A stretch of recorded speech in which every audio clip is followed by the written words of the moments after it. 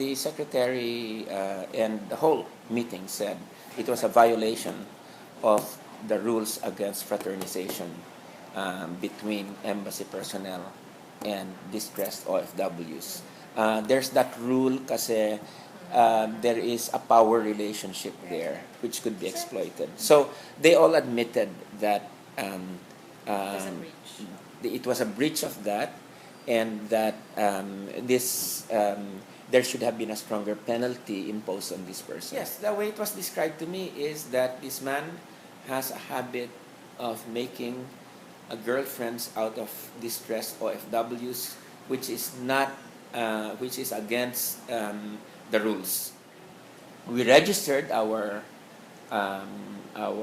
concern that the having somebody who had consistently violated the anti-fraternization rule would be given a very light punishment, such as attending a gender sensitivity training, and they registered that as a concern on our part yesterday. That there was a concern from Manila that this guy be brought back home, and that was confirmed by the persons here, but that because of his training in Arabic, that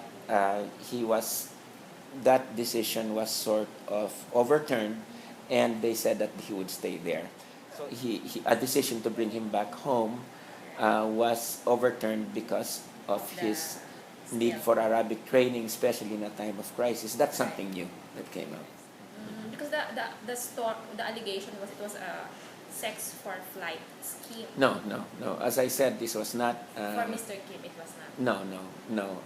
In fact, the sex for flight thing, we still have to get evidence about this, no? And we were investigating sex for flight, and then this came across this bigger and even worse panorama of prostitution rings in Damascus. I mean, in Amman and in Kuwait came about, no? And that's why we felt that since these were very disturbing information, the public had a right to know. And the secretary thanked us for having told this to the public. Our part. So, do we know where that woman is? Is he already in the Philippines? No, she's still there. She's still there. According to your source or according to the vice consul? According to the DFA, she's still there. Did they talk to the girl? Yes, she even gave an affidavit. The girl who was supposedly caught in an intimate. Yes, but I mean, the affidavit basically said that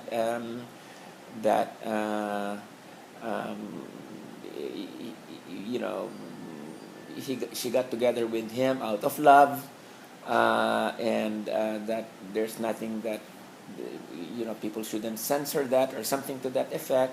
And si Mr. Kim naman said that he was just comforting her, and that's why they were in this compromising situation. He was actually comforting her raw.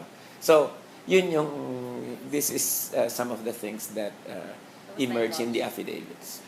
Were you given a copy of that? No, we were just told by our sources about what was contained in them. Can you describe the Intimate Act? Well, the Intimate Act was said as an intimate act. It could have been kissing. It could have been whatever. I refuse to speculate, except that it was described as an intimate act. But an intimate act at the poolside, this was the way that it was described to us. Now, I think one of the reasons why they're very strict against against fraternization is precisely it's a crisis situation where you have a lot of vulnerable OFWs, and they cannot afford something like this to happen because it would disrupt operations. Aside from it, the injustice of the whole thing. The 4 other incidents, can you describe these other incidents? It was not described to me in detail, but all I got was that they would investigate these 4 other incidents. It was and I really hope that the investigations on both agencies will proceed to the point of criminal prosecution. Kasi sa tingin ko, I know that there is a question of innocent until proven guilty, but as far as I'm concerned, the evidence shows that they're guilty. There's enough Yeah. for you to Mm. name them already. Yeah.